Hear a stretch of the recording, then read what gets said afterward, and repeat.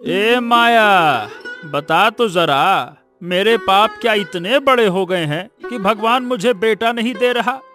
ऐसी बात मत करो जी, बेटा तो भगवान की कृपा से होता है। अरे बस कर जा तू, नहीं तो मैं और ये सारी बातें नहीं सुन सकता। अरे भाई, तूने 4 बेटियां दे दी मुझे, क्या 5वीं बार क्या सोच रही है? तो मैं क्या करूँ जी, जो होगा वही ऊपर वाले की इच्छा से होगा, इसमें मेरी क्या गलती है। ये सुनते ही माया की आंखों से आंसू छलक आते हैं। वो कांपती आवाज में बोली, ऐसी काली जुबान मत बोलो जी, पेट में जो भी है वो भी भगवान की औलाद ही है। उसके बाद रामा ने कोई जवाब नहीं दिया। गुस्से से बस उठकर वहां से चला गया। उसके बाद उस रात माया से सकती रही, भगवान अब की बार मेरी लाज रख लेना। कुछ महीनों बाद माया के घर एक सुंदर सी कन्या ने जन्म लिया। माया ने अपनी बच्ची को देखा। उसका चेहरा गुलाबी था और नन्हे हाथ, कोमल जैसी त्वचा थी। उसका मन भर आया, पर साथ ही रामा का चेहरा याद आते ही उसका गला सूख गया। अगर उसे पता चला तो वह मुझे जिंदा नहीं छोड़ेगा।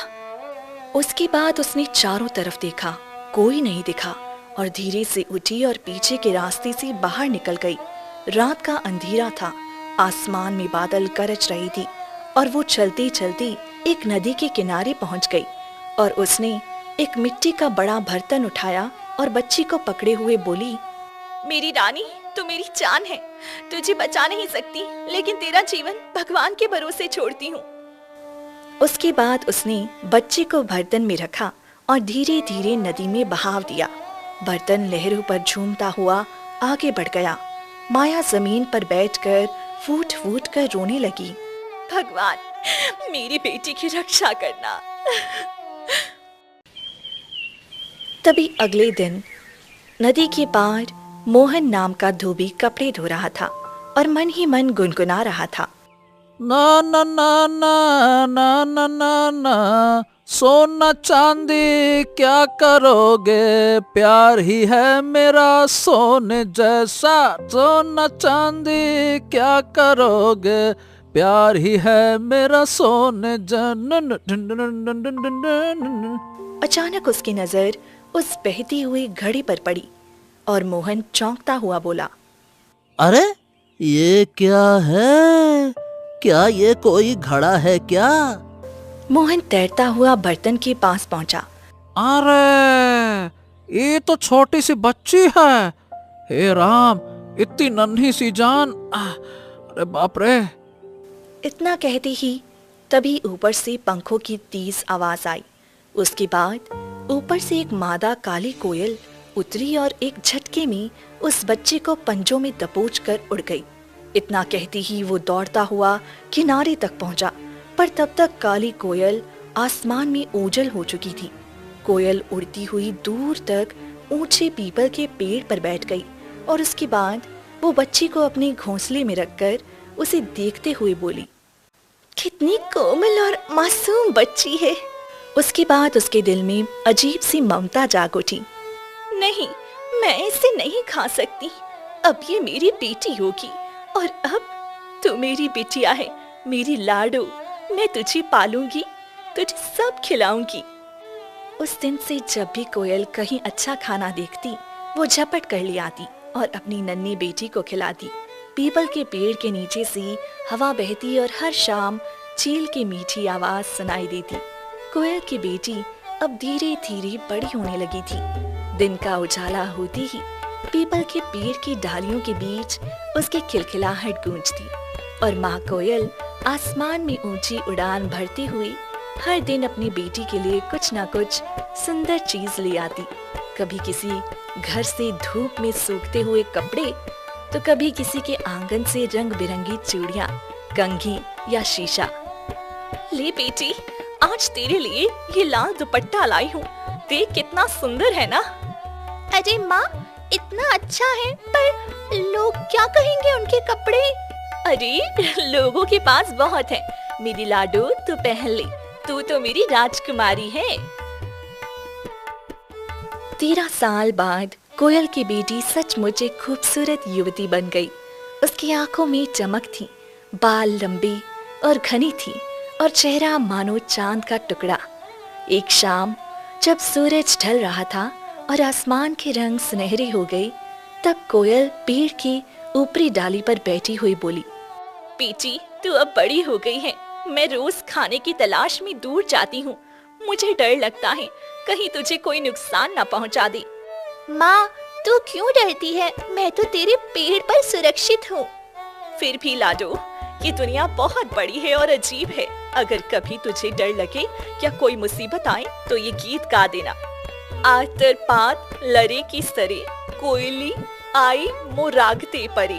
इसका मतलब है जब पीपल के पत्ते और डोले हिले तो मेरी कोयल मैया मेरे आगे आ जाए, बस मैं झट से तेरे पास उड़कर आ जाऊंगी। ठीक है माँ, मैं तेरे गीत को कभी नहीं भूलूंगी। उसके बाद एक दिन राजकुमार लंबी यात्रा से गुजर रहा था। धूप तेज थी, माथे से पसीना बह रहा था। तभी वो चलते चलते उस पेड़ की छांव में आकर बैठ गया और आराम से सांस लेने लगा। तभी ऊपर से एक लंबा चमकता हुआ बाल नीचे आ गिरा। राजकुमार ने बाल उठाया और देखा कि बाल रेशम जैसा मुलायम था। तभी उसने ऊपर नजर डाली तो दंग रह गया। ऊपर डाल पर एक सुंदर युवती बैठी थी जो अपने बालों में कंघी मार रही थी। तभी राजकुमार आराम से बोला, अरे ये क्या देख रहा हूं मैं? कौन हो तुम? कोई अप्सरा हो या पिशाचिन? भला पेड़ की डाल पर कोई इंसान कैसे रह सकता है? बेटी ने पहली बार किसी इंसान को देखा था। वे घबरा गई, उसके हाथ कांपने लगे। डर की मारी उसने तुरंत अपनी माँ कोयल को बुलाने के लिए गीत गाना शुरू किया। अथर्पात लरी की सरी, कोयली आई मोर आगती परी। और कुछ ही पलों में आसमान से पंखों की फड़फड़ाहट सुनाई दी और कोयल नीचे उतर आई। क्या हुआ बेटी? क्यों पुकारा मुझे ऐसे घबराकर? तभी उसकी बेटी उंगली से नीचे की ओर इशारा करती हुई बोली, वो नीचे कोई आदमी है माँ, उसने मुझसे बात की। तभी कोयल ने नीचे देखा कि सुंदर जवान अच्छे कपड़ों में सजा राजकुमार नीचे खड़ा था और उसे देखते ही वह सोच में पड़ गई। उसके बाद वह नीचे उतरकर राजकुमार के पास गई। राजकुमार, ऊपर जो लड़की आपने देखी वो मेरी बेटी है। मैंने उसे पाल पोस कर बड़ा किया है। तुम्हारी बेटी? कोयल की बेटी? वाह, यह तो चमत्कार है। खैर, कुछ भी हो, मगर क्या बात है, क्या बात है, क्या सुंदरता है। ऐसा सौंदर्य तो देवलोक में भी नहीं देखने को मिलेगा। उसके बाद वो थोड़ी देर सोचा और फिर बोला, वाह, अद्भुत अद्भुत अद्भुत। देखो, मैं एक रईस आदमी हूँ। मेरे पास धन दौलत की कोई कमी नहीं है। लेकिन एक बात बताओ, मेरी पहले से 5 पत्नी हैं। अगर तुम्हें इससे आपत्ति ना हो तो मैं तुम्हारी बेटी से विवाह कर लूंगा। मैं वादा करता हूं कि उसे बहुत प्यार दूंगा और कभी भी उसे दुख नहीं पहुंचाऊंगा। कोयल माँ कुछ पल सोचती रही, फिर इतना कहकर उसने ऊपर जाकर बेटी को समझाया, बेटी, अब तू मनुष्य के संसार में जाएगी। ये राजकुमार तेरा पति है और माँ से बिछड़ना कठिन है, पर अब तेरा जीवन नए मोड़ पर जाएगा। अगर कभी मुझे याद करना हो तो बस मेरा गीत गा देना। तभी उसकी बेटी रोती हुई बोली, माँ, मैं आपको बहुत याद करूंगी। जब भी मन घबराएगा आपके गीत गाऊंगी।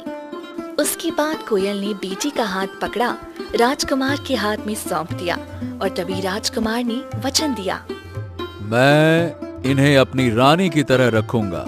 अगर इन्हें कोई तकलीफ हुई तो दर्द मुझे होगा। चिंता मत करो। उसके बाद वो कोयल की बेटी के साथ वहाँ से चल दिया। उसके बाद वो पास के मंदिर में गया और कोयल की बेटी से विवाह कर लिया। उसको लेकर अपने घर चला गया। वह बहुत सुंदर थी, भोली थी और हर काम में विनम्र थी। राजकुमार उसे सच्चे दिल से चाहता था, लेकिन उसकी पहली 5 पत्नियां ये बात सह नहीं पाई। सुबह होती ही कोयल की बेटी को देखकर पहली पत्नी बोली, देखो ना, अब ये नई आई हम सबसे ऊपर हो गई है। राजकुमार दिन रात उसी के संग रहते हैं, हमसे तो बात ही नहीं करता। धीरे धीरे उन्होंने कोयल की बेटी को परेशान करना शुरू कर दिया। एक दिन सब पत्नियां उसके पास आई और बोली, ओ नई रानी, आज से खाना बनाना तेरा काम है, सबके लिए चावल बना। इतना सुनते ही कोयल की बेटी का चेहरा उतर गया और वे घबरा कर बोली, मैं चावल बनाना नहीं जानती। अरे वाह, रईस की नई रानी और खाना बनाना नहीं जानती, तो आज सीख ले। उसके बाद वे सब चले गई और कोयल की बेटी अकेली रह गई और उसकी आंखों से आंसू बहने लगे। तभी वह पीछे के बागीचे में गई और धीरे से गीत गाने लगी। अथर पाल लरे की सरे, कोयली आई मोर आगते परे। तभी कुछ ही पलों में हवा कांपी और कोयल आ पहुंची। क्या हुआ बेटी, फिर क्यों पुकारा? माँ, पांचों ने कहा कि मैं सबके लिए चावल बनाऊं। मुझे तो पता ही नहीं कैसे बनती हैं। अगर ना बना पाई तो वो मुझे मेरे पति के सामने नीचा दिखाएंगी। मत डरो बेटी, सुन, जैसा मैं कहती हूँ वैसा कर। बेटी ने वैसा ही किया। कुछ देर बाद तब उसने बर्तन खोले तो देखा गर्मा गर्म चावल और स्वादिष्ट सब्जी तैयार थी और तभी वे खुश होकर बोली, माँ, ये तो जादू हो गया। उसके बाद जब पांचों पत्नियां खाने आई तो उन्होंने चाल चली। उन्होंने सब थालियों में छेद कर रखी थी। कुछ देर बाद कोयल की बेटी खाना लेकर परोसने के लिए आई और उसके बाद बारी बारी ये सब पत्नियां खाने के लिए बैठ गई। जैसे ही चावल और सब्जी परोसी जाती सब नीचे गिरा दी थी। तभी एक पत्नी बोली, अरे चावल खत्म हो गया, और लाओ। पांचों पत्नियां जितना खाना मांगती कोयल की बेटी उन्हें उतना ही खाना देती, पर लेकिन उसके बर्तनों में खाना खत्म नहीं होता था। अंत में आखिरकार सब पत्नियां शर्मिंदा होकर उठ गई। अगले दिन उन्होंने फिर साजिश रची। आज इसे बर्तन साफ करने को कहो, देखते हैं कैसे करती है। तभी उन्होंने कोयल की बेटी को बुलाया और बोली, सुनो नई रानी, आज बर्तन साफ करना है, चलो दिखाओ अपना हुनर। कोयल की बेटी ने कुछ नहीं कहा, बस सिर झुकाकर कुछ देर बाद वो बर्तन के पास गई और फिर से वही गीत गाने लगी। अथर पात लरे की सरे, कोयली आई मोर आगते परे। थोड़ी देर में कोयल वहाँ उड़कर आ गई और मुस्कुराती हुई बोली, अब क्या हुआ बेटी, मेरी लाडो? हाँ माँ, उन्होंने मुझे बर्तन साफ करने को कहा है। मुझे तो कुछ पता ही नहीं कैसे करते हैं। अरे बस इतनी से काम के लिए तो इतना घबरा गई? बर्तन धोने के लिए खास लेकर एक छोर से दूसरे छोर तक फेरती जा, देखना पूरा बर्तन चमक उठेगा। कोयल की बेटी ने वैसा ही किया। कुछ ही पलों में बर्तन चमक उठा। उस दिन से वह कोयल की बेटी को और भी ज्यादा प्यार करने लगी। कोयल की बेटी अब राजकुमार के घर में ढलने लगी थी। माँ की बातें, ये गीत और सिखाए हुए काम उसकी मदद करती रही। वह शांत, विनम्र और सुंदर थी। उसके सौंदर्य की चर्चा पूरे गांव में होने लगी। हर साल की तरह इस बार भी बोहाग बिहू का त्योहार आने वाला था। घर में उत्साह का माहौल था। तभी उसी सुबह राजकुमार आंगन में आया और सब पत्नियों को आकर कहता है, सुनो मेरी रानियों, बिहू आने वाला है और मैं चाहता हूँ कि कोई कपड़ा अपने हाथ से बुनकर दो। कपास मैं देता हूँ, इससे धोती गमछा तैयार करो। सब पत्नियां एक एक करके बोली, जैसी आज्ञा मालिक। देखिएगा इस बार मेरा कपड़ा सबसे सुंदर होगा। अरे नहीं बहन, मेरी धुनके की बुनाई देखकर तो सब दंग रह जाएंगे। सब हंसी खुशी कपास लेकर अपने काम में लग गई। कपास को धोना, धुनना, सूत काटना, हर कोई अपनी अपनी तात पर बैठी थी। मुझे तो कपड़ा बुनना आता ही नहीं, अब क्या करूं? ये सुनकर पांचों सौती उसे देखकर हंसी में फूट पड़ी। अरे देखो देखो, हमारी छोटी रानी कपास देखकर ही घबरा गई। अब की बार तो ये बुरी तरह फंसी है। जब राजकुमार पूछेगा कपड़ा कहाँ है, तब इसका चेहरा देखने वाला होगा। उसके बाद वह धीरे से उठी, घर के पीछे केले के बागीचे में चली गई। वहीं जाकर हर संकट में जैसे वो माँ को पुकारती थी, इस बार भी पुकारा। उसने कांपते स्वर में गीत गाना शुरू किया। अतर पात लरे की सरे, कोयली आई मोरे आगते परे। हवा चली, पत्ते हिले और फड़फड़ की आवाज के साथ माँ कोयल आ पहुंची। क्या हुआ मेरी बेटिया, फिर क्यों आंसू बहा रही है? माँ, बिहू आने वाला है।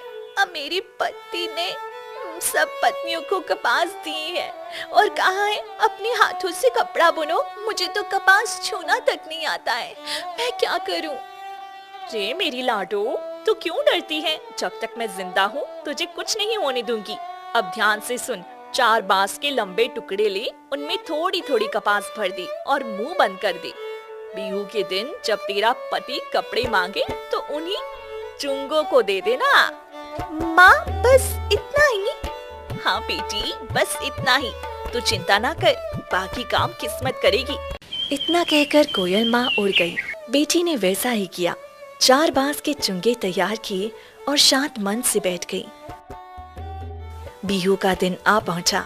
सवेरे घर में उत्सव जैसा माहौल था। ढोल ताशी बज रही थी। औरतें सजे धजे वस्त्रों में थी। पूरा घर महक रहा था। 5 पत्नियां एक एक करके अपने पति के पास गई। मालिक, ये सोला और गमछा मैंने अपने हाथों से बुना है। वाह वाह वाह वाह वाह वाह वाह, बहुत सुंदर, बहुत सुंदर।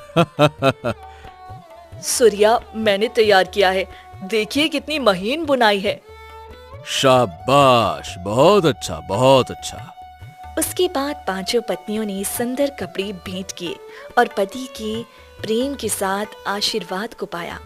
अब बारी आई कोयल की बेटी की। वह सिर झुकाकर आगे बढ़ी। स्वामी, ये मेरे हाथों का काम है। इतना कहती ही वो अपना सामान राजकुमार के हाथों में रख दी और उसके बाद 5 पत्नियां ठहाके मारकर हंसने लगी। अरे ये कपड़ों के बदले बांस ले आई है, लगता है ये राजकुमार को खेत में बांस लगाने भेजेगी। देखो देखो, इस बार तो इसका हर्षण देखना बनेगा ही बनेगा। ये सब क्या है? अरे तू मजाक कर रही है क्या? बाकी सब ने इतने सुंदर सुंदर कपड़े दिए हैं और तू ये 4 बांस ले आई है। क्या करूं इसका मैं? स्वामी, आप इन्हें खोलकर देखिए। और तभी राजकुमार ने चिड़चिड़ेपन से बांस के चुंगे का मुंह खोला और जैसे ही खोला तो उसकी आंखें चमक उठी। अंदर से महीन रेशमी धागों से बुने हुए अद्भुत कपड़े निकले। ऐसे कपड़े उसने जीवन में कभी नहीं देखे थे। लाल किनारी वाली धोती, सुनहरी बुनाई का गमछा और महीन कढ़ाई वाला कुर्ता, सब जैसे स्वर्ग से उतरे हों। वह देखकर 5 पत्नियां सन्न रह गई। उन सब के चेहरे उतर गए और आपस में फुसफुसाने लगी। ये कैसे हो गया? हमने तो दिन रात बुनाई की थी। बहनों, अब तो हद हो गई। वो छोटी रानी हर काम में हमसे आगे निकल गई है। इसमें जरूर कोई जादू है। वह मुस्कुराया, उसके सर पर हाथ रखा और बोला, आप तो सच में सौभाग्य की देवी हैं। आपकी सादगी ही आपका गहना है। उसके बाद उसने वही सुंदर कपड़े पहनकर बुहाग बिहू का उत्सव मनाया। ढोल की थाप गूंजने लगी और पूरे महल में खुशियां फैल गई। दिन यूं दिन बीतते गए। राजकुमार अपनी सबसे छोटी पत्नी कोयल की बेटी के साथ बेहद खुश था। वह सुंदर, विनम्र और बुद्धिमान थी, लेकिन 5 सौतों के मन में ईर्ष्या की आग धड़क रही थी। एक दिन बड़ी सौत ने बाकी पत्नियों को आंगन में कोने में बुलाया। 5 उस ओर गई और सब फुसफुसाकर बात करने लगी। बहनों, अब तो हद हो गई। वह छोटी रानी हर काम में हमसे आगे निकल गई है।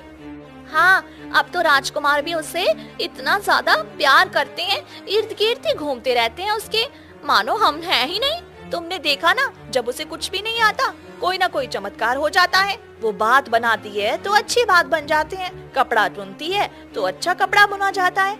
इसमें जरूर कोई टूना टोटका है। मैंने सुना है जब भी वह परेशान होती है, केले के बागीचे में जाकर कोई गीत गाती है। गीत? कैसा गीत?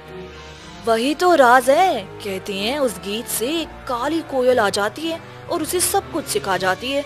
असली दोष तो वो कोयल का है। अगर वो नहीं रहती तो ये लड़की कुछ नहीं कर पाएगी। सबने सहमति से सर हिलाया। उन्होंने योजना बनाई। उस रात जब कोयल की बेटी पीछे के बागीचे में माँ को बुलाने गई तो पांचों सौती दूर एक पेड़ के पीछे छिपकर सुनने लगी। आतर पातर लारे की सरे कोयली आई मुराग दी परी। कुछ देर बाद में कोयल फड़फड़ाती हुई उतर आई। सभी पेड़ के पीछे से गीत दोहराने लगी। आतर पातर लरे की सरे, हाँ यही शब्द है, याद कर लो सब। अब जब मौका मिले हम भी यही गुनगुनाएंगे। कुछ दिन बाद जब राजकुमार कहीं बाहर गया हुआ था, पांचों पत्नियां बागीचे में पहुंची। उसके बाद सबने एक एक डंडा हाथ में लिया। आज उस कोयल का अंत होगा। फिर उन सबने मिलकर वही गीत गाना शुरू किया। थोड़ी ही देर में आसमान से पंखों की फड़फड़ाहट सुनाई दी। कोयल उतर कर आई, ये सोचकर कि मेरी बेटी ने पुकारा है, पर उसने देखा। बिटिया, तूने बुलाया, क्या हुआ? पर सामने तो पांचों पत्नियां डंडे लिए हुए खड़ी थीं। हाँ बुलाया हमने। अब बता, तू कौन सी जादूगरनी है जो इस घर को उलट पुलट करने आई है? तुम लोग, बिटिया, बिटिया कहाँ है? वो तो घर में सुख से सो रही है, लेकिन तू बस यहाँ से हमेशा के लिए चली जाएगी। उन्होंने चारों ओर से उसे घेर लिया। बेचारी कोयल भागने की कोशिश करती रही, लेकिन वह पांचों औरतें बेरहमी से उसे डंडे से मारने लगी। कोयल की एक चीख गूंजी, फिर सब शांत हो गया। उसका पंख टूटकर जमीन पर गिर गया और आसमान में सन्नाटा छा गया और कोयल माँ वहीं ढेर हो गई। दूसरे दिन सुबह कोयल की बेटी ने रोज की तरह गीत गाना शुरू किया, पर आज हवा भी नहीं चली, पेड़ के पत्ते भी नहीं हिले। वह गीत दोबारा गाती है। फिर तीसरी बार पर कोई जवाब नहीं आया और तभी उसकी आंखों में आंसू आ गए। माँ, तू क्यों नहीं आई? क्या मुझसे तू रूठ गई है? कई दिन तक उसने यही कोशिश की, पर माँ नहीं लौटी। तभी एक दिन उसे पांचों सौतों की फुसफुसाहट सुनाई दी। अब वो कोयल कभी नहीं आएगी। हाँ, अब देखती हूँ वो लड़की अकेले कैसे जादू करती है। कोयल की बेटी समझ गई। माँ को उन्होंने मार डाला। वे कमरे में भागी और फूट फूट कर रो पड़ी। माँ, तूने कहा था कि मुझे कभी कुछ नहीं होने देगी, फिर अब क्यों नहीं आई? उसका रोना पूरे घर में गूंज उठा, पर कोई सुनने वाला नहीं था। कुछ दिन बाद राजकुमार फिर व्यापार यात्रा पर जाने लगी। नाव किनारे बंधी और वे तैयार खड़ी थी। मैं कुछ दिनों के लिए व्यापार पर जा रहा हूँ। मेरी सबसे छोटी पत्नी का ख्याल रखना।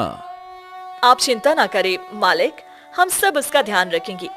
हाँ, हम सब बहाने से मिलकर उसका ख्याल रखेंगे। राजकुमार मुस्कुराए और नाव में बैठ गए। नाव धीरे धीरे बह चली। जैसे ही वे आंखों से ओझल हुई, पांचों पत्नियां एक साथ ठहाके मार कर हंसी। अब वो चला गया। अब देखो हम क्या करते हैं। हाँ, अब इस लड़की को घर से निकालना ही सही होगा। दूसरे दिन सुबह सुना है नदी किनारे एक व्यापारी नई नौका लेकर आया है। वो सुंदर कन्या खरीदता है, उसे ही बेच देंगे। सबकी आंखों में चालाकी चमक उठी। उसके बाद शाम को वे सब कोयल की बेटी के पास आई और मीठे स्वर में बोली। बहन, आज बाजार में बहुत सुंदर चीजें आई हैं। कंघी, सिंदूर, आईना, चलो ना, हम तुम्हें वहाँ दिखा कर लाते हैं। सच? माँ तो कहती थी स्त्रियों को श्रृंगार करना चाहिए। चलिए, मैं भी चलती हूँ। सुबह होती ही वह उसे नदी के किनारे ले गई। अरे आइए आइए आइए आइए देवी, आइए आइए। कंघी, सिंदूर, जो कुछ भी चाहिए आप ले लीजिए। जो कहा है वही करना, बाकी हम संभाल लेंगे। व्यापारी ने सर हिलाया, फिर बेटी से बोला। हाँ आइए आइए आइए देवी जी, मेरी नाव में आइए। वहीं सबसे अच्छे अच्छे सामान रखे हैं, आइए आइए। बेटी भोली थी, बिना शक किए नाव में बैठ गई। नाव धीरे धीरे बहने लगी। अरे, ये नाव किनारे से दूर क्यों जा रही है? हाँ, अब तो मेरी है सुंदर कन्या, मैं तुझे बेचूंगा, तेरा मोल बहुत है। मुझे छोड़ दो, मैं कोई वस्तु नहीं हूँ जो आप मुझे बेचेंगे। कोयल की बेटी का चेहरा सफेद पड़ गया। नदी के दूसरे किनारे उसने अपने घर पहुंचकर कहा, अरे अब तू यहीं रहेगी। इन सूखी मछलियों की रखवाली कर, वरना खाना नहीं मिलेगा, समझी? बेटी चुपचाप कोने में बैठ गई। उसकी आंखें आंसुओं से भर गई। नाव में सामान भरकर राजकुमार उसी नदी के रास्ते घर वापस आ रहा था। तभी उसकी छोटी पत्नी की हंसी और रोती मुस्कुराते स्वर की आवाज उसे सुनाई दी। उसने तुरंत नाव मोड़ी और पास जाकर देखा। हैं? ये आवाज तुम्हारी है? तुम यहाँ कैसे? स्वामी, मुझे 5 सौतों ने नाव में बैठाकर बेच दिया था। व्यापारी ने मुझे सूखी मछली की रखवाली करने को कहा है। ओह, अब समझ गया। ये सारी साजिश उनकी करनी थी। फिर उसने बड़ी लकड़ी के बक्से में 2 छेद कर सांस लेने की व्यवस्था की। उसके भीतर कोयल की बेटी को रखकर नाव में बैठाया और घर की ओर रवाना हुआ। 5 पत्नियां घर के सामने सज धज कर बाहर आ गई। मेरी छोटी पत्नी कहाँ है? मैं उसे देख नहीं पा रहा हूँ। कहाँ रखा है तुमने उसे? महाराज, वो अपने मायके गई है, अभी लौटेगी। मेरा मन कह रहा है कि तुम लोगों ने उसके साथ कुछ बुरा किया है। कौन सच कह रहा है और कौन झूठ, ये अभी पता चल जाएगा। रुक जाओ। और उसके बाद राजकुमार ने अपने घर के पीछे एक गहरा गड्ढा खुदवाया और उसमें अंगारी रखी और नीचे से आग जला दी और एक छोर से दूर दूसरे छोर तक एक मोटी रस्सी बांध दी। और तभी राजकुमार ने 5 पत्नियों को बुलाया और बोला, हाँ, तो जो भी सूत पर चलकर इसको पार कर लेगा वो निर्दोष साबित होगा। ठीक है, तो सब तैयार हो जाओ। स्वामी, ये क्या नाइंसाफी है? ये तो सिर्फ वही नाइंसाफी है जो दोषियों पर हावी रहती है। एक एक कर राजकुमार की 5 पत्नियां सूत पर चलने लगी। अरे नहीं, बचाओ भगवान, हम तो निर्दोष नहीं थे। वे गिरती हैं और उनकी चीखें गूंजने लगती हैं। सब गर्त में समा चुकी थी। उनकी चीखें अब सिर्फ हवा में गूंज रही थी। राजकुमार ने लकड़ी के बक्से को खोला। कोयल की बेटी बाहर आई। उसका चेहरा डर, थकान और राहत से भरा हुआ था। स्वामी, अब मैं सुरक्षित हूँ। माँ नहीं रही, पर आपकी मदद से मैं जीवित हूँ। हमारी सबसे छोटी रानी अब आपको कोई नुकसान नहीं पहुंचाएगा। हम हमेशा आपके साथ हैं। उसके बाद वो सभी घर में चले गए। तो देखा आपने, सच्चाई और ईमानदारी का फल हमेशा मिलता है। अब हम सभी खुशी जीवन बिताएंगे। जो सच्चा है वही जीवन में आगे बढ़ता है। बाकी लोग अपनी करनी के अनुसार भुगतेंगे और इस तरह वो लोग अपना जीवन सुखी से जीने लगे।